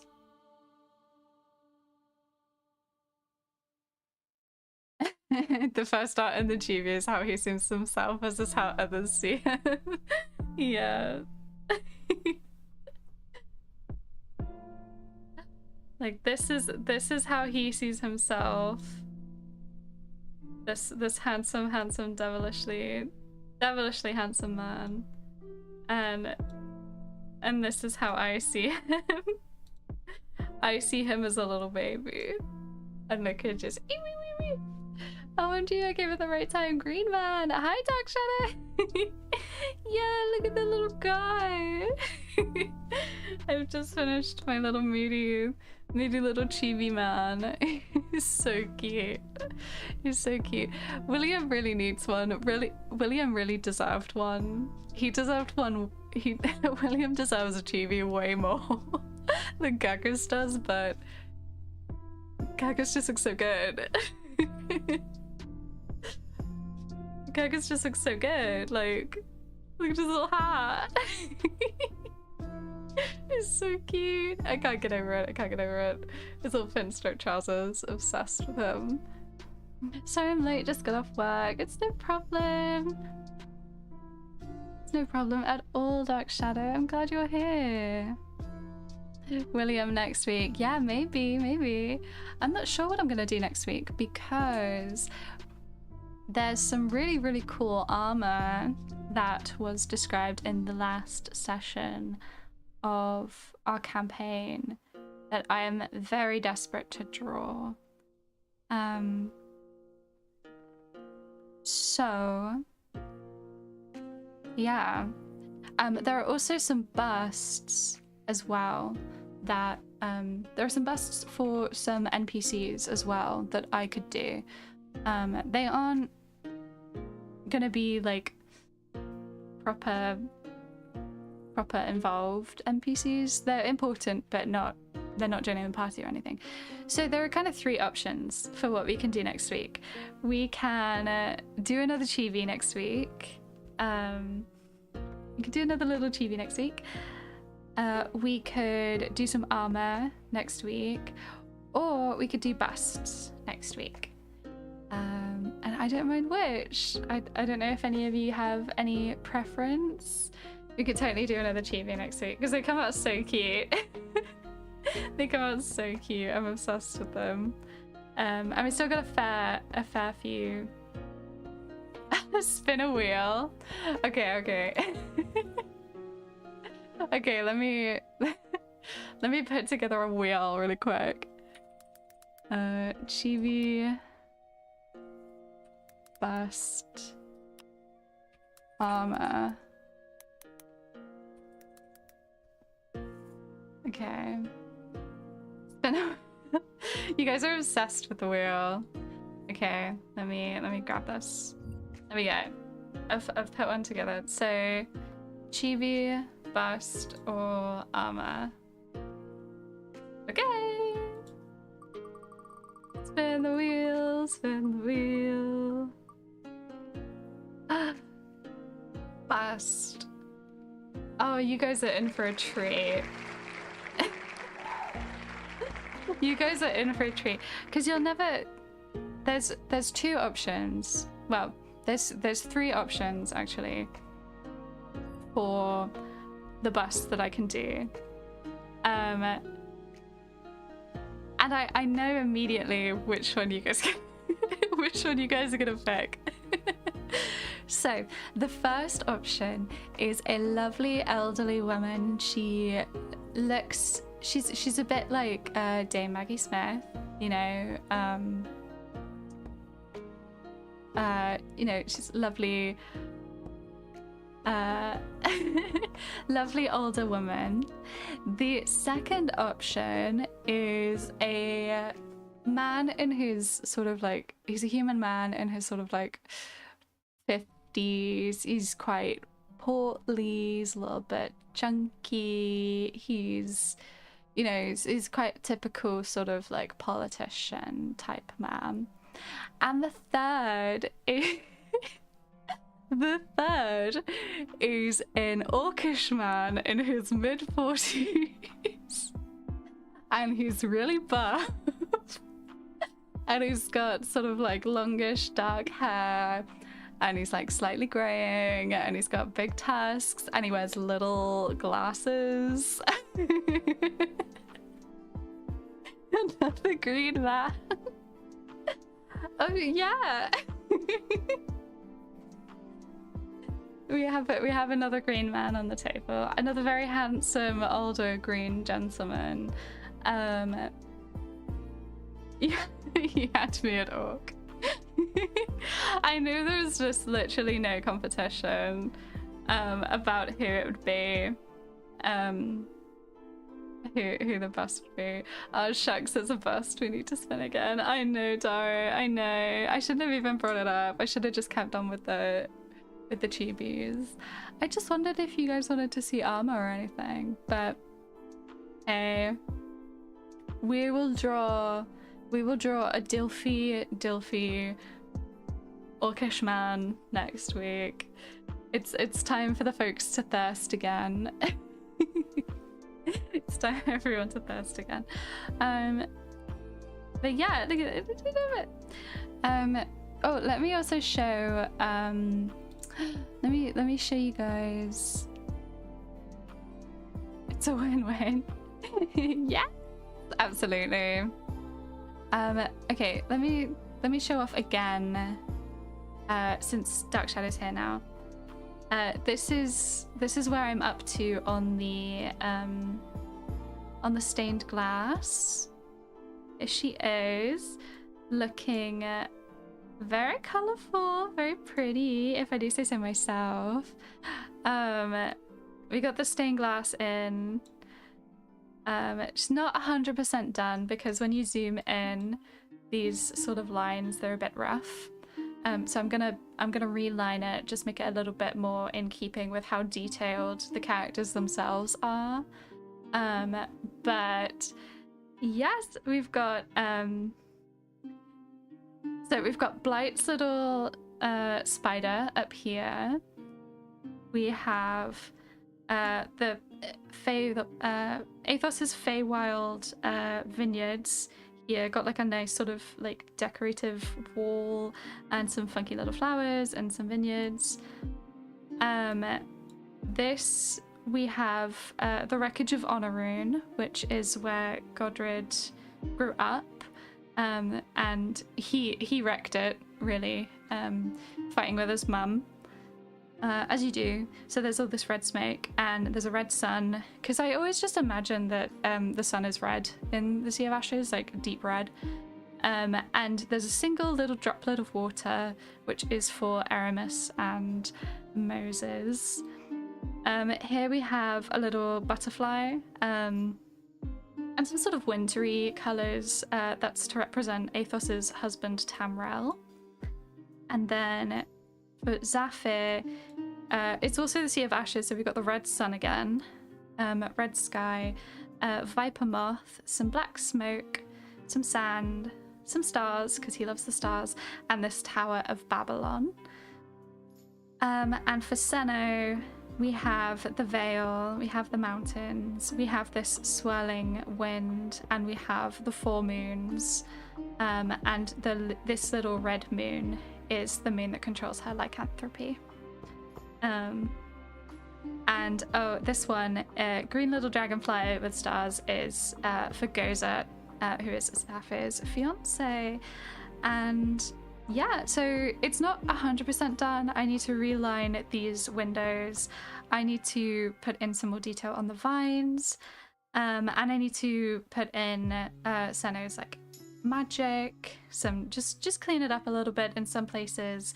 But yes, it's come together really nicely. It looks really colorful and really pretty, and I'm just so happy with it. I think it just looks lovely, and I do want it as a poster 100%. Like, need her on my wall, huge, just so I can look at all of my blorbows all at once. And it's just so pretty. You know, if anyone feels like doing this themselves, go for it, because like, hey. Another thing that I worked on this week is this. I gave Senna Miriam a staff because she has a staff.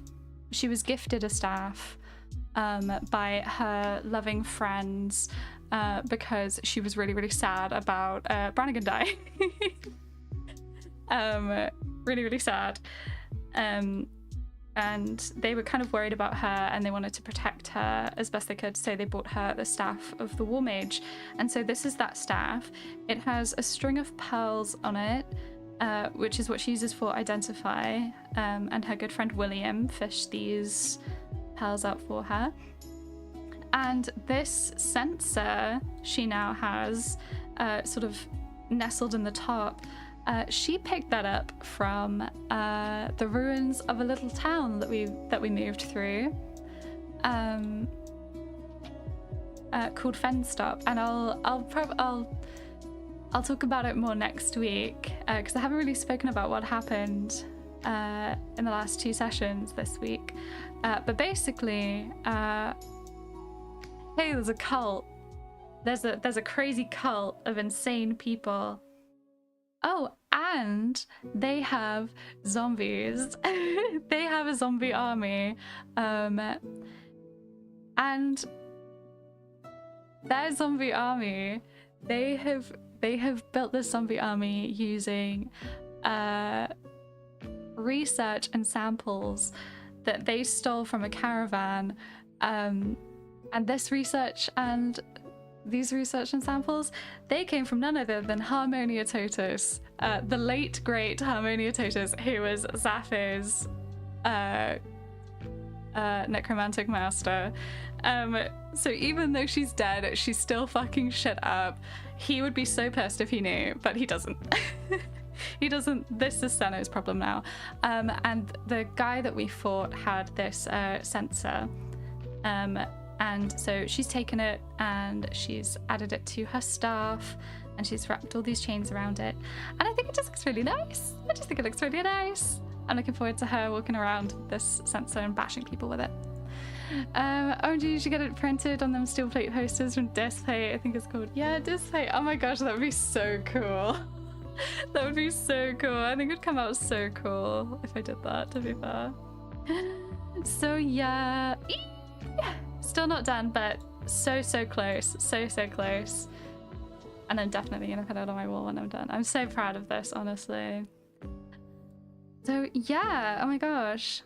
Next week we will draw another very handsome orcish man. But for now, here is our little noir bugbear. He's so cute. He's so cute. Yeah, my friend got me one with Reese and Zen on it. Oh my gosh, that's so cool. Oh, I should totally do it. That'd be so cool.